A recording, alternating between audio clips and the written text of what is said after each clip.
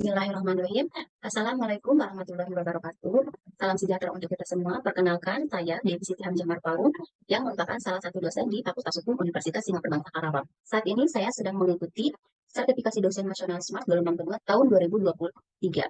Pada kesempatan kali ini saya ingin memaparkan salah satu mata yang saya ampu, yaitu mata kuliah metode alternatif penyelesaian sengketa. Mata kuliah metode alternatif penyelesaian sengketa ini memiliki RPS atau rencana pembelajaran semester.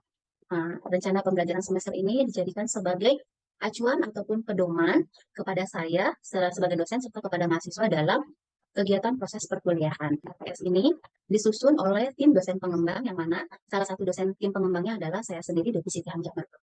Metode alternatif penyelesaian sengketa atau yang disingkat dengan MAPS dengan kode mata kuliah AK 61243 merupakan mata kuliah wajib pada program studi yang berbobot 2 SKS serta ditempuh oleh mahasiswa semester 6. Metode alternatif penyelesaian sengketa ini sebagai mata kuliah lanjutan dari mata kuliah hukum perdata dan mata kuliah hukum acara perdata, yang mana sifatnya sebagai pendalaman untuk memahami hukum penyelesaian sengketa perdata di luar pengadilan serta pembeda ataupun pembanding bagaimana penyelesaian sengketa menurut hukum acara perdata sebagai penyelesaian sengketa secara litigasi dengan metode alternatif penyelesaian sengketa sebagai penyelesaian sengketa secara non-litigasi.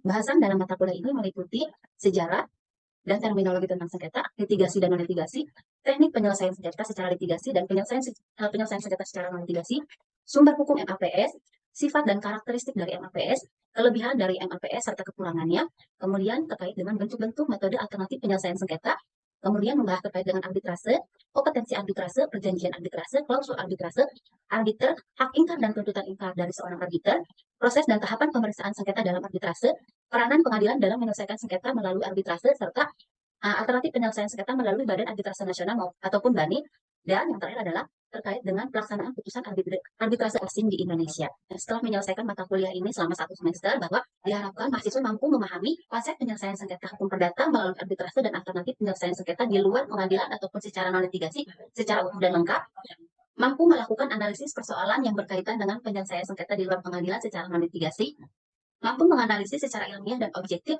untuk kedinamikaan penyelesaian sengketa.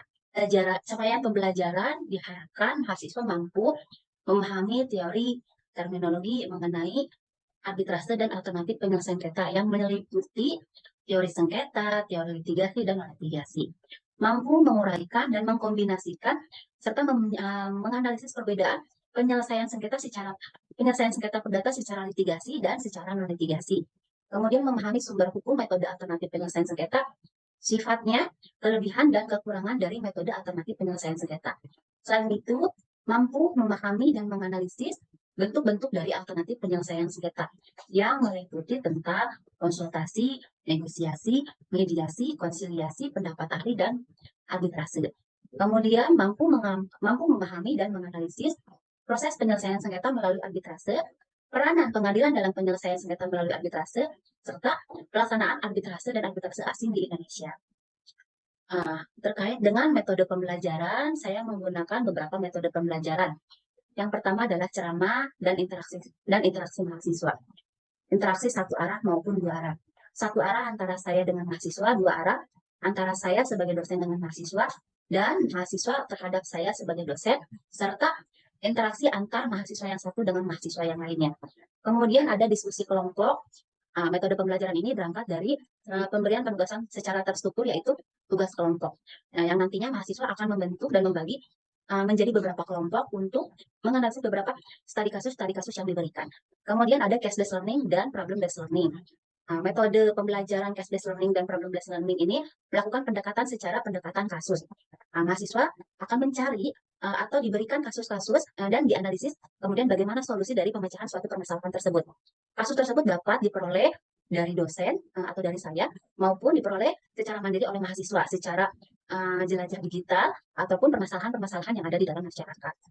Media pembelajaran yang saya gunakan, yang mana ada beberapa aplikasi pendukung terkait dengan media pembelajaran secara real time, tatap maya ataupun sinkronus. Saya menggunakan 2 aplikasi pendukung, yaitu ada Zoom Meeting dan Google Meet. Selanjutnya menggunakan 2 aplikasi secara tidak real time atau asinkronus, yaitu menggunakan Google Classroom dan WhatsApp. Di sini dijadikan wadah untuk berdiskusi, ya, kemudian memberikan informasi, menyampaikan ataupun mengupload nilai, serta menyampaikan tugas-tugas dari rekan-rekan mahasiswa.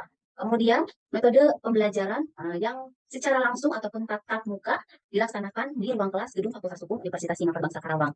Kemudian, Universitas Singapura Karawang juga memiliki satu aplikasi ataupun satu sistem terpadu yang memberi kemudahan serta membantu dosen dengan mahasiswa dalam kegiatan perkuliahan yang disebut dengan e-kampus. Di dalam e-kampus ini terdapat beberapa fitur terkait dengan seluruh rangkaian proses pembelajaran ataupun perkuliahan. Terdiri dari pengajuan KRS, penyetujuan KRS, kemudian jadwal perkuliahan, informasi perkuliahan, LPS, kemudian ada absensi dosen dan mahasiswa. Selain itu juga terkait dengan upload nilai dimulai dari nilai tugas, proses, UTS, dan UAS. Terkait dengan penilaian. Penilaian diperoleh dari 3 unsur penugasan terhadap mahasiswa. Yang pertama adalah ada tes tulis ataupun tes tertulis yang terdiri dari kuis, UTS, dan UAS. Nah, dalam mata kuliah metode alternatif penyelesaian sengketa ini, saya berikan kuis pada pertemuan keempat dan pertemuan ke-15. Selanjutnya adalah UTS dan UAS. Lalu ada tugas terstruktur baik secara individu maupun secara kelompok, dan yang terakhir adalah diskusi kelompok. Kriteria penilaiannya terdiri dari 4 komponen. Yang pertama adalah tugas dengan bobot presentasi 10%, lalu ada proses dengan bobot presentasi sebanyak 50%. Ini lebih banyak karena di dalam proses ini meliputi kehadiran mahasiswa, sikap mahasiswa, kedisiplinan mahasiswa, serta interaksi serta keaktifan mahasiswa ketika di kelas. Yang selanjutnya adalah UTS sebanyak 15%, UAS sebanyak 25%. Dari kriteria penilaian tersebut diperoleh nilai akhir dengan huruf mutu dan angka mutu. Yang mana huruf mutu A, angka mutunya adalah 85 sampai dengan 100. B min 80 sampai dengan 84, B plus 75 sampai dengan 79, B dengan angka mutu 70 sampai 74, B min dengan range angka mutu ada di 65 sampai dengan 69, C plus 60 sampai dengan 64, C di angka 50 sampai dengan 59, dan D di angka 40 sampai dengan 49. Baik, demikian pemaparan terkait mata kuliah metode alternatif penyelesaian sengketa. Yang selanjutnya saya akan memaparkan proses perkuliahan mata kuliah tersebut. Dengan demikian, saya sampaikan terima kasih atas perhatiannya. Salam sehat dan sejahtera untuk kita semua. Wassalamualaikum warahmatullahi wabarakatuh. Assalamualaikum warahmatullahi wabarakatuh. Selamat siang, salam sejahtera, sehat dan bahagia untuk kita semua. Memasuki pekan kedua pada pertemuan di mata kuliah metode alternatif penyelesaian sengketa ini, kita akan melanjutkan materi-materi yang semestinya. Sebentar. Sebelum kita beranjak kepada materi yang selanjutnya, kita akan mencoba mengulas, mengevaluasi, mereview materi-materi yang pernah kita bahas sebelumnya. Nah, dalam hal ini siapa mungkin teman-teman yang bisa menyampaikan bahwa di minggu lalu kita mempelajari hal apa saja? Izin Ibu, Silahkan, saya Vita Oki izin menjawab. Minggu lalu pertemuan pertama membahas materi tentang kontrak kuliah, tata tertib perkuliahan, RPS mata kuliah alternatif penyelesaian sengketa, kemudian membahas tentang sejarah alternatif penyelesaian sengketa. Selanjutnya ada teori atau pengertian-pengertian tentang APS seperti pengertian sengketa dan pengertian konflik. Ada lagi yang bisa menambahkan? Izin menambahkan Ibu. Di minggu lalu kita membahas juga terkait dengan pengertian penyelesaian sengketa secara litigasi dan non litigasi, membahas juga bagaimana penyelesaian sengketa secara litigasi. Overall betul untuk kita dan Ardi ya tadi ya. Pada pertemuan minggu ini kita akan lebih membahas lebih lanjut lagi terkait dengan litigasi dan litigasi sampai dengan membahas terkait dengan kelebihan dan kekurangan alternatif penyelesaian sengketa. Pada dasarnya teknik-teknik dalam penyelesaian sengketa yang dihadapi oleh para pihak dapat diselesaikan dengan 2 cara. Kita mengenal adanya peristilahan litigasi dan non litigasi. Ketika dihadapkan pada kondisi beda pendapat, ketika dihadapkan pada kondisi adanya persinggungan, adanya sengketa, adanya pihak yang merasa dirugikan atau dirasa telah dirugikan atau dirasa telah terlanggar haknya, maka pihak tersebut dapat memilih 2 opsi untuk penyelesaian sengketanya, baik secara litigasi maupun yang non litigasi. Nah, dalam hal ini kita fokus pada konteks sengketa perdata. Nah, dalam sengketa perdata yang dapat diselesaikan secara litigasi ini, kita mengenal adanya hukum acara perdata atau kita kenal adanya hukum perdata formil. Ya, sambil mengulas kembali pemahaman rekan-rekan terkait dengan mata kuliah hukum acara perdata dan PLKH yang pernah teman-teman tempuh sebelumnya, bahwa hukum acara perdata ini merupakan hukum formil ya yang mengatur bagaimana ditegakkannya hukum material. Hukum material ini kita temui aturannya ada di Kitab Undang-Undang Hukum Perdata. Nah, ketika dilanggarnya atau tidak ditegakkannya aturan-aturan yang ada di Kitab Undang-Undang Hukum Perdata, maka hukum formil ataupun hukum acara perdata inilah yang mengatur penegakan dari hukum material. Selain itu, hukum acara perdata sebagai pilihan penyelesaian sengketa yang bersifat litigasi ini mengatur juga bagaimana ketika ada hak yang terlanggar, tuntutan haknya diajukan atau kita kenal dengan gugatan itu ke pengadilan negeri. Hukum acara perdata mengatur bagaimana seseorang ini menyusun gugatannya, bagaimana seseorang mengajukan gugatannya, mengatur pula bagaimana majelis hakim ya bertindak kepada para pihak baik pihak penggugat maupun pihak tergugat, mengatur juga bagaimana majelis hakim memeriksa, mengadili serta memutus perkara tersebut sampai mengatur kepada pelaksanaan putusannya. Selain itu, memang di hukum acara perdata sebagai penyelesaian yang bersifat litigasi juga mengatur tentang alur persidangan proses perkara perdata.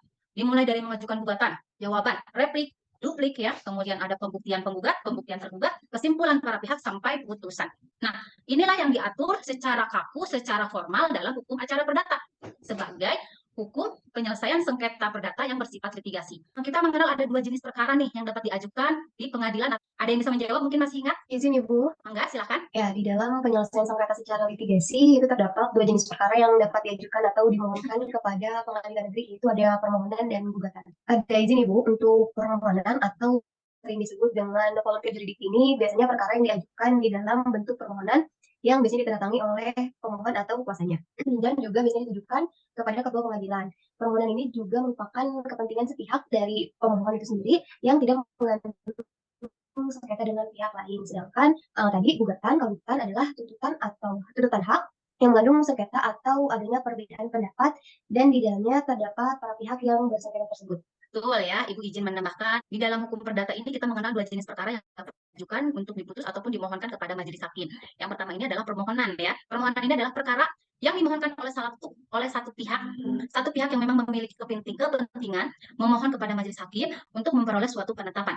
Unsur dari permohonan ini hanya ada satu pihak atau disebut dengan pemohon. Tidak mengandung sengketa, dia tidak ada perdebatan, dia tidak ada persinggungan, tidak ada perbedaan pendapat, tidak ada pihak yang merasa dirugikan atau dilanggar haknya. Figur akhir dari permohonan ini adalah sebuah penetapan yang dijatuhkan oleh majelis hakim. Misalnya nomor misalnya 31 garis miring PDT titik P garis miring 2023 garis miring PN titik KRW bahwa PDT titik P-nya itu adalah perdata titik penetapan. Ya, contoh-contohnya misalnya ya permohonan dispensasi nikah, ya, kemudian permohonan kedewasaan. Sedangkan untuk gugatan adalah perkara yang diajukan ke pengadilan negeri, ya, ataupun tuntutan hak yang diajukan oleh salah satu pihak yang merasa telah dilanggar haknya, sehingga dia mengajukan gugatan ataupun tuntutan hak ke majelis hakim untuk diperiksa dan diputus perkara tersebut. Nah, ini ada unsur yang menyatakan bahwa dia telah terlanggar haknya, atau dia meminta untuk perlindungan ke majelis hakim.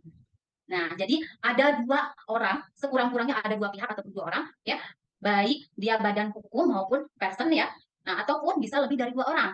Nah, lalu jelas ya, dia mengandung sengketa. Nah, antara para pihak tersebut, penggugat ya dan tergugat. Penggugat sebagai orang yang merasa telah terlanggar haknya dan tergugat ini adalah orang yang melanggar hak dari si penggugat. Figur akhirnya adalah putusan. Nanti kita temui perkara misalnya ya, nomor 31 garis miring PDT titik 2023 garis miring PN KRW. Nah, PDT titik G di situ adalah figur bahwa perdata titik gugatan. Itu adalah pembahasan terkait dengan litigasi. Kita akan memfokuskan pada materi perkuliahan MAPS ini adalah secara non-litigasi. Nah, selanjutnya disampaikan oleh Priyatna Abdul Rashid ya, pada intinya bahwa alternatif penyelesaian sengketa memiliki fungsi untuk memberikan pilihan ya, choice of forum dalam menyelesaikan sengketa perdata atau suatu tata cara penyelesaian sengketa melalui bentuk alternatif penyelesaian sengketa maupun arbitrase agar memperoleh putusan akhir yang mengikat para pihak. Putusan akhir dari penyelesaian yang memang diselesaikan melalui alternatif penyelesaian sengketa berdasarkan Undang-Undang Nomor 30 Tahun 1999 ini kita sebut dengan nama akta perdamaian begitu. Nah, menurut pasal 1 angka 10 Undang-Undang Nomor 30 Tahun 1999 tentang arbitrase dan alternatif penyelesaian sengketa pada intinya bahwa penyelesaian sengketa beda pendapat ya oleh para pihak secara sepakat didasarkan kepada itikat baik para pihak. Mereka sepakat nih untuk menyelesaikan perkaranya di luar pengadilan atau secara non litigasi. Di luar pengadilan di sini adalah tidak menempuh upaya-upaya tuntutan hak ataupun gugatan yang memang sebelumnya telah diajukan ke pengadilan negeri. Melainkan ketika misalnya kita temui di salah satu perjanjian. Di adigium perjanjian biasanya selalu ada inti pasalnya begini. Jika di kemudian hari ditemukan perselisihan antar para pihak, maka para pihak dengan sepakat akan menyelesaikan permasalahan tersebut misalnya ya secara non litigasi. Nah, secara non litigasinya juga di dalam perjanjian bisa langsung ditunjuk. Secara non litigasi misalnya melalui bab nih. Nah, ketika sudah ada perjanjian sebelumnya atau sudah ada adigium yang mengatur bahwa nanti kalau ada sengketa para pihak sepakat, para pihak sadar berdasarkan itikat baik menyelesaikannya secara non litigasi, maka kalau ada sengketa diajukan oleh salah satu pihak gugatan ke pengadilan negeri, maka majelis hakim atau panitera pengadilan negeri dapat menolak gugatan tersebut karena kewenangannya ada pada jalur secara non litigasi. Selain beritikat baik dan secara sepakat, cara-cara yang ditempuhnya juga secara sah diatur di dalam Undang-Undang Nomor 30 Tahun 99 ini ya, dimulai dari konsultasi, negosiasi ya, mediasi, konsiliasi, penilaian ahli bahkan sampai ke arbitrase.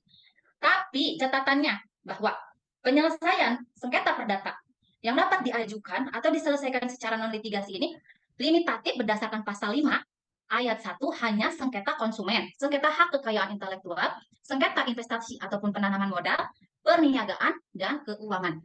Kualifikasi perbuatannya bisa saja nanti di sini misalnya ya, one prestasi jual beli secara konvensional ataupun one prestasi jual beli secara online ya. Pada intinya bahwa perbedaan litigasi dan non litigasi kita bisa lihat di sini. Bahwa yang litigasi di pengadilan ya atau penyelesaian sengketa secara litigasi dengan mengajukan gugatan ke pengadilan ini sistemnya sudah baku, sudah formal ya, sudah jelas aturannya, diatur di dalam HIE, RBG dan RV sebagai dasar hukumnya. Sudah baku di sini dimulai dari menyusun gugatan sampai dengan pelaksanaan putusan sudah ada aturannya. Sedangkan kalau yang non litigasi ini berdasarkan konsensus atau kesepakatan para pihak, tidak sebaku melalui litigasi. Di Undang-Undang Nomor 30 Tahun 1999 tentang arbitrase dan alternatif penyelesaian sengketa ini tidak mengatur secara eksplisit ya teman-teman terkait bagaimana tahapan mediasi, bagaimana tahapan konsiliasi dan arbitrase begitu. Oke, menerapkan hukum secara ketat nih kalau di litigasi. Jelas, salah satu sifat dari hukum acara perdata menyebutkan bahwa hukum acara perdata ini bersifat mengatur dan memaksa. Sedangkan kalau yang non litigasi cenderung menggunakan pertimbangan rasa keadilan dan kepatutan.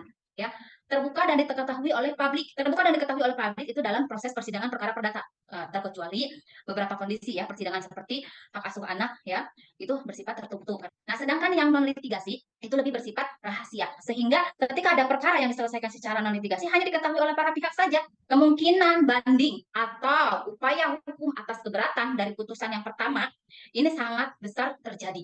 Sehingga akan memakan waktu yang banyak karena belum bersifat final. Dan pelaksanaan eksekusinya pun belum bisa dilaksanakan karena ada upaya keberatan dari pihak yang dinyatakan kalah oleh majelis hakim. Nah, sedangkan kalau putusan yang di non litigasi ini tergantung kepada metode yang dipilihnya. Dapat final jika arbitrase.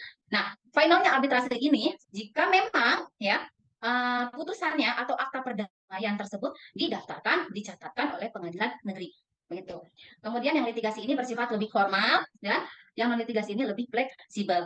Nanti ketika para pihak ingin melakukan hearing ya atau pertemuan atau berundi, dia bisa secara fleksibel bertemu dengan para pihak, tidak mesti secara kaku, misalnya ada di tempat makan. Nah, kalau yang litigasi ya sudah jelas, alur persidangannya ya harus ada di ruang persidangan atau di meja hijau. Itu, teman-teman sudah ada gambaran ya bagaimana perbedaan dari litigasi dan non litigasi. Ini sumber hukum dari alternatif penyelesaian sengketa. Dasar hukumnya jelas, filosofis dari Pancasila bahwa musyawarah untuk mufakat. Terus ada RV, ada Konvensi Washington yang memang telah diratifikasi oleh Undang-Undang Nomor 5 Tahun 1968. Ada Konvensi New York ya yang telah diratifikasi oleh Kepres atau Keputusan Presiden Nomor 34 Tahun 1981. Undang-Undang Nomor 30 Tahun 1999. Nah, disinilah sumber hukum utama yang kita gunakan dalam pembahasan materi mata kuliah metode alternatif penyelesaian sengketa. Selanjutnya ada pasal 130 HIE dan pasal 154 RBG bahwa awal sidang hakim wajib menganjurkan untuk perdamaian dan Perma nomor 1 tahun 2016 tentang prosedur mediasi di pengadilan. Sampai sini ada pertanyaan? Izin Ibu, saya mau bertanya. Oke, mangga silakan. Salah satu sumber hukumnya adalah bersumberkan pada Pancasila, yaitu musyawarah dan mufakat. Bisa tolong dijelaskan lebih lanjut, Bu? Oke, Ibu coba melempar kembali ke forum. Ada yang bisa menjawab pertanyaan dari Camelia ya? Ini Ibu. Oke, silakan Nek. Ya, tadi kan kalian sempat bertanya mengenai salah satu sumber hukumnya yang bersumber pada Pancasila melalui musyawarah dari satu pengalaman saya selama belajar dengan Ibu. Betul bahwa di dalam penyelesaian sengketa secara non litigasi melalui alternatif penyelesaian sengketa ini memang menempatkan musyawarah di dalam penyelesaian dan pengambilan keputusan dari sengketa tersebut. Betul ya jawaban yang disampaikan oleh Arti. Ibu coba menambahkan ya bahwa dalam penyelesaian alternatif sengketa ini yang secara non litigasi ini memiliki corak ataupun karakteristik yang mana penyelesaiannya bersifat musyawarah untuk mencapai mufakat. Karena nanti salah satu sifat atau karakteristik APS ini adalah musyawarah mufakat. Mengapa demikian? Bahwa Pancasila ya sebagai filosofi kita terutama ini tertuang di dalam pasal 4 ya memberikan amanat ya bahwa dalam menyelesaikan sebuah permasalahan memberikan solusi ataupun jalan terbaik yang paling bijaksananya ya yang paling menjunjung kebersamaannya ini adalah musyawarah mufakat begitu ya. Nah, selanjutnya sifat ataupun karakteristik dari alternatif yang pertama adalah bersifat musyawarah mufakat ya. Karena memang dalam alternatif penyelesaian sengketa ini yang paling utama adalah mengedepankan bermusyawarah yang mana bentuk-bentuknya ini bisa dalam bentuk konsultasi. Nah, dia bermusyawarah dengan seorang konsultannya. Kemudian tahapan yang selanjutnya adalah negosiasi. Dua pihak nih, pihak yang merasa telah dilanggar haknya dan pihak yang melanggar haknya. Mereka saling bernegosiasi berdua tanpa dihadirkan pihak ketiga. Kemudian tahapan mediasi, jelas ada pihak ketiga, seorang mediator ya.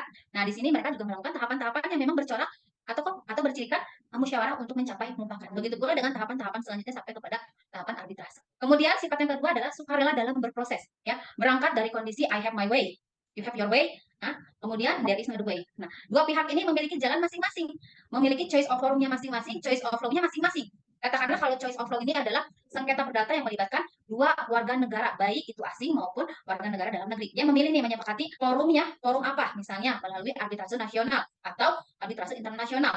Lalu choice of law-nya, hukum mana yang dipakai? Hukum Indonesia atau hukum yang memang keberadaan si salah satu pihak.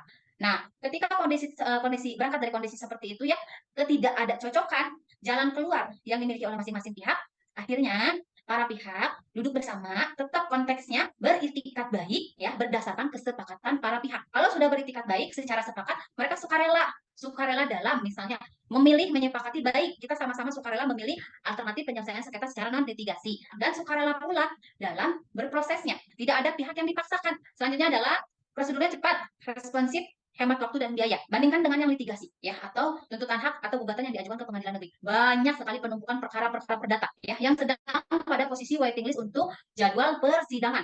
Kenapa hal tersebut bisa terjadi? Karena masyarakat lebih mengenal litigasi, lebih mengenal mengajukan gugatan. Hal tersebutlah yang menjadi kemacetan-kemacetan ataupun kurang responsifnya penyelesaian secara litigasi. Lalu hemat waktu dan biaya. Untuk konteks biaya, untuk pelaksanaan alternatif penyelesaian sengketa secara arbitrase itu tidak bisa kita katakan bahwa biayanya ringan ataupun murah ya. Nah, di sini bisa besar kemungkinan bahwa untuk arbitrase ini biayanya sangat mahal ataupun tidak murah. Bahkan kalau misalnya arbiternya arbiter asing itu akan lebih mahal gitu. Nah, fleksibel dalam merancang syarat-syarat penyelesaian sengketa. Win-win solution. Nah, sama-sama melindungi kepentingan masing-masing para pihak karena APS ini mencari solusi terbaik ya, mengupayakan solusi terbaik dalam menyelesaikan sengketa yang sama-sama ya memberikan perlindungan untuk kepentingan dan keuntungan masing-masing para pihak. Kemudian keputusannya bersifat non judisial atau tidak menghukum ya, karena tidak memposisikan para pihak ini saling berlawanan, tidak memposisikan para pihak juga pada akhirnya ada yang kalah, ada yang menang, karena keadilan, hal-hal yang dimohonkan, hal-hal yang dikehendaki, baik kepentingan masing-masing para pihak dan keuntungan para pihak itu memang dikehendaki oleh para pihak dan kemudian dituangkan di dalam akta perdamaian. Lalu perlindungan dan pemulihan hubungan yang ada, karena sifatnya dari musyawarah, dari sukarela ya, kemudian win-win solution, ini sangat memungkinkan bahwa memberikan perlindungan serta pemulihan hubungan yang ada. Kedepannya sangat mungkin para pihak nih ya yang awalnya bersengketa ini menjalin kerjasama kembali. Berbeda dengan putusan yang memang dijatuhi di majelis hakim secara litigasi. Sangat enggan biasanya ya pihak yang sudah dinyatakan kalah dan menang kemudian hari melakukan kerjasama kembali begitu. Lalu kemudahan dalam melaksanakan hasil penyelesaian karena tadi sukarela dalam berproses, sukarela juga dalam menjalankan putusannya ataupun akta perdamaiannya. Kelebihan penyelesaian sengketa melalui alternatif penyelesaian sengketa. Oke, bisa saya minta tolong siapa yang bisa membacakan slide ini? Hai, Bu. Enggak, silakan. Kelebihan APS. 1. Untuk mengurangi kemacetan dan penumpukan perkara di pengadilan. 2. Aturan pembuktian tidak kaku. 3. Dalam upaya meningkatkan keterlibatan masyarakat atau memberdayakan pihak-pihak yang bersengketa dalam proses penyelesaian sengketa. 4. Untuk memperlancar jalur keadilan di masyarakat. 5. Untuk memberi kesempatan tercapainya penyelesaian sengketa yang menghasilkan keputusan yang dapat diterima oleh semua pihak. 6. Penyelesaian perkara lebih cepat dan biaya murah. 7. Bersifat tertutup atau rahasia. 8. Lebih tinggi tingkat kemungkinan untuk melaksanakan kesepakatan. 9. Bebas emosi dan dendam. 10. Hubungan para pihak lebih kooperatif. Oke, itu kelebihan dari alternatif penyelesaian sengketa ya. Kelebihan alternatif penyelesaian sengketa sama seperti dengan sifat dari penyelesaian sengketa ya, yang mana untuk mengurangi kemacetan dan penumpukan perkara di pengadilan. Aturan pembuktiannya tidak kaku. Kenapa dikatakan tidak kaku? Ya, di dalam alur ataupun proses persidangan perkara perdata secara litigasi di persidangan, tahapannya dari mulai gugatan, jawaban, replik, duplik, pembuktian penggugat dan pembuktian tergugat. Nah, pembuktian ini tidak bisa si tergugat terlebih dahulu yang mengajukan pembuktian, bahwa penggugatlah yang wajib terlebih dahulu untuk membuktikan. Karena kita kenal dengan asas bahwa siapa yang mendalilkan dialah yang wajib membuktikan. Terus upaya untuk meningkatkan keterlibatan masyarakat ataupun desentralisasi hukum. Misalnya keterlibatan masyarakat ini pihak ketiganya seorang mediator adalah pemuka ataupun tokoh di masyarakat begitu ya. Kemudian untuk memperlancar jalur keadilan ataupun akses to justice di masyarakat. untuk memberikan kesempatan tercapainya penyelesaian sengketa yang menghasilkan keputusan dapat diterima oleh semua pihak, penyelesaian perkaranya lebih cepat dan biaya murah, bersifat tertutup ataupun konfidensial. Untuk kelebihan APS ini sangat menjaga nama baik dan kredibilitas para pihak. Nah, kalau misalnya terbuka untuk umum, nanti ada stigma masyarakat jangan mau bekerja sama dengan PTX. Karena PTX banding sengketa dengan PTY misalnya begitu kan. Lebih tinggi tingkat kemungkinan untuk melaksanakan bebas emosi dan dendam karena win-win solution. Hubungan para pihak lebih kooperatif. Ini adalah kekurangan ataupun kelemahan penyelesaian sengketa melalui alternatif penyelesaian sengketa secara non-litigasi. Kadang para pihak enggan untuk berunding, merasa egonya tinggi, tidak setara, terutama bagi seorang pihak penggugat atau pihak yang memang dirasa telah terlanggar haknya. Dia merasa tidak setara dengan pihak tergugat. Minim pemahaman tentang ADR, alternatif dispute resolution ataupun APS. Bertahan pada posisi, karena nanti tahapan ketika mediasi, konsiliasi, ada metode-metode seperti heart to heart ya, artinya sama-sama keras, kemudian heart to soft, ada yang keras, ada yang soft, kemudian sampai kepada tahapan yang memang benar-benar soft to soft. Ya, lalu ketika sudah soft to soft, barulah hal-hal yang diinginkan para pihak, yang menguntungkan bagi para pihak, ya, itu dituangkan di dalam akta perdamaian. Nah, hukum lemah ini ada korelasinya dengan kendala dalam pelaksanaan eksekusi. Lalu biaya arbitrase dinilai lebih mahal dari pengadilan negeri, ya, dan kendalaan dalam pelaksanaan eksekusi. Mangga, sampai sini saya buka sesi tanya jawab. Ada yang mau bertanya? Ibu, saya izin bertanya. Oke, boleh. Jadi saya ini kurang mengerti Mangga, silakan. tentang kenapa sih pelaksanaan eksekusi dari putusan APS ini mengalami kendala, bahkan sampai menjadi salah satu kekurangan dari APS. Terima kasih, Ibu. Saya coba melempar ke forum. Ada yang bisa menjawab pertanyaan dari saudari Anas? Izin menjawab, Bu, terkait dengan kekurangan yang menjadi kekurangan alternatif penyelesaian sengketa ini, yaitu adanya kendala dari pelaksanaan eksekusinya itu, di mana bahwa terdapat kendala ini tuh karena putusan yang dihasilkan melalui APS ini tidak mempunyai hak, tidak mempunyai eksekutorial, di mana artinya bahwa APS ini tidak mempunyai hak untuk mengeksekusi hal-hal yang memang tertuang dalam putusan yang ditempuh secara non litigasi atau diselesaikan melalui APS ini. Namun yang memiliki hak eksekusi atau hak eksekutorial itu hanyalah pengadilan saja, Ibu. Oke, hakikatul afwa. Ada yang bisa menambahkan atau berasumsi lain terkait dengan pertanyaan yang diajukan oleh Anas? Ibu, Tiara izin untuk menambahkan jawaban dari Avo, Ibu. Ya, jadi karena pengadilan ini mempunyai peran dalam pelaksanaan putusan arbitrase, dan APS yang paling utama adalah sebagai eksekutor atau pelaksana putusan tersebut. Jadi, untuk dapat dilaksanakannya eksekusi, putusan arbitrase itu wajib didaftarkan di Panitera Pengadilan Negeri. Tetapi apabila putusan arbitrase itu tidak didaftarkan, maka tidak dapat dilakukannya eksekusi tersebut, Ibu. Overall, oke, jawabannya sudah betul, tapi Ibu izin menambahkan bahwa kekuatan hukum dari akta perdamaian ataupun putusan yang dihasilkan dari tahapan alternatif penyelesaian sengketa ini, dia tidak mempunyai hak eksekutorial. Yang mempunyai hak eksekutorial hanyalah Panitera Pengadilan Negeri. Lalu bagaimana, Bu, agar putusan dari alternatif penyelesaian sengketa ini dapat dilaksanakan? Maka wajib dicatatkan dan didaftarkan di Pengadilan Negeri. Nah, ini akan muncul pembeda ya. Tadi di awal ketika kita bahas terkait dengan sumber hukum ya, bahwa ada Perma nomor 1 tahun 2016 tentang mediasi di pengadilan. Perdamaian ataupun mediasi yang dilaksanakan di pengadilan, tentunya para pihak sebelumnya memang mengajukan gugatan terlebih dahulu.